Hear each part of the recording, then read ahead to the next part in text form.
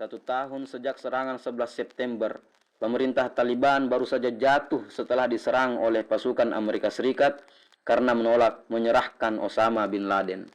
Di wilayah tersebut, terdapat banyak pasukan operasi khusus yang melaksanakan berbagai misi yang hingga hari ini tetap dirahasiakan. Salah satu pasukan yang melewati lembah itu termasuk salah satu pasukan yang melaksanakan misi tersebut yang sedang merasa tegang karena mereka tahu sedang diawasi. Pasukan itu berjumlah 20 orang di wilayah musuh dan baru saja menangkap target bernilai tinggi untuk membawanya di persembunyian yang aman.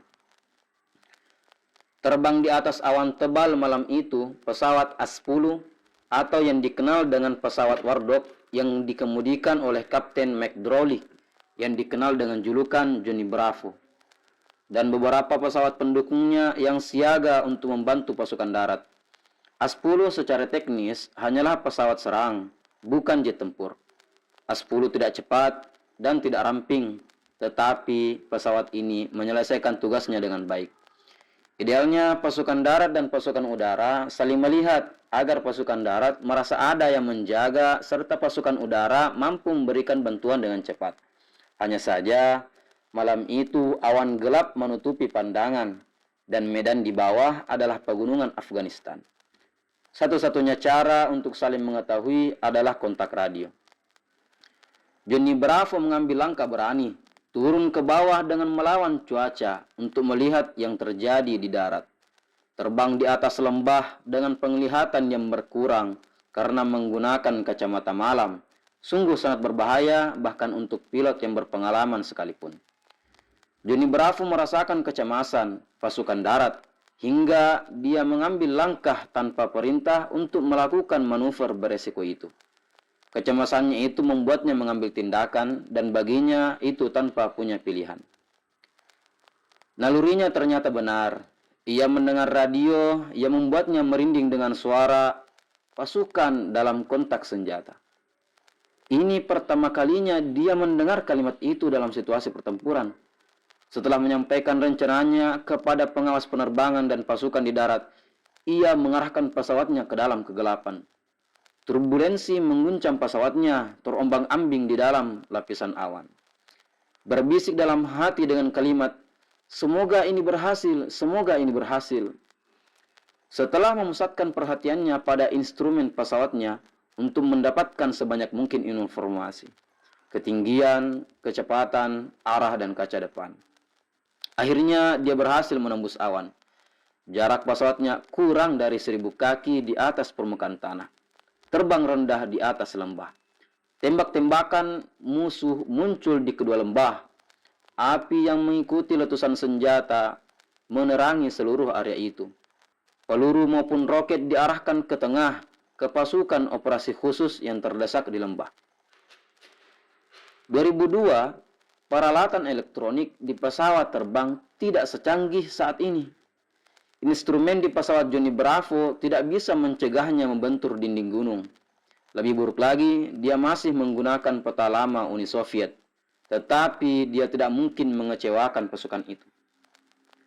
Ada 2 takdir yang lebih buruk daripada kematian. Pertama, membunuh pasukan sendiri tanpa sengaja. Kedua, pulang hidup-hidup sementara 20 tentara Anda tewas, kata Johnny Bravo.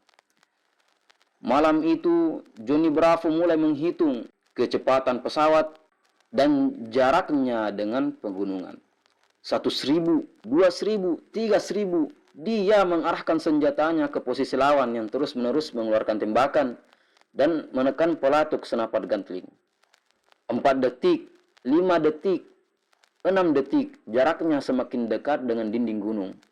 Dia menarik mundur tongkat dalinya dan pesawat menanjak tajam. Pesawat itu meraung saat dia berbalik menuju awan. Satu-satunya pilihan untuk menghindari benturan dengan dinding gunung. Tubuhnya tertekan keras ke kursinya akibat gaya gravitasi saat dia bersiap menyerang lagi.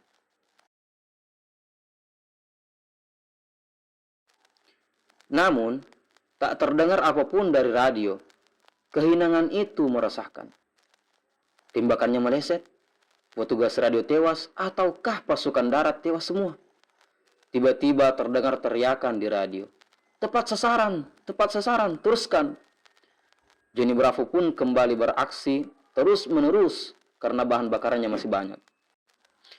Johnny Bravo mengarahkan pesawatnya menembus awan, terbang menemui pilot pesawat pendukungnya yang masih terbang berputar-putar di atas awan. "Ikuti aku," kata Johnny Bravo. Mereka beriringan terbang bersama menembus awan. Johnny Bravo mulai menghitung lagi. Rekannya mengikuti perintah dan menembak lawan. 1.000, 2.000, 3.000. Hitungan berikutnya, kedua pesawat mendaki tajam melawan gravitasi dan terus melakukan manuver yang sama berkali-kali. Malam itu, ke-22 orang itu pulang dengan selamat tanpa ada yang gugur. Malam bulan Agustus di Afghanistan, Johnny Bravo mempertaruhkan nyawa agar rekan-rekannya selamat. Dia tidak menerima bonus. Dia tidak mendapatkan promosi, tidak mencari perhatian, ataupun tampil di televisi atas pengorbanannya. Dia hanya mengatakan bahwa tindakannya hanya bagian dari tugas.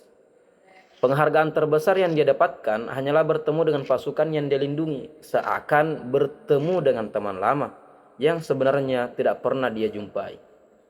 Satu hal yang membuat Johnny Bravo berani mengambil tindakan itu, meski dia sadar mungkin dia tidak akan selamat. Suatu hal yang bernilai yang menjadi aset terbesar dalam melaksanakan tugasnya. Dia dan orang-orang sepertinya berani melakukan tindakan tersebut hanya karena alasan, karena rekan kami akan melakukan hal yang sama.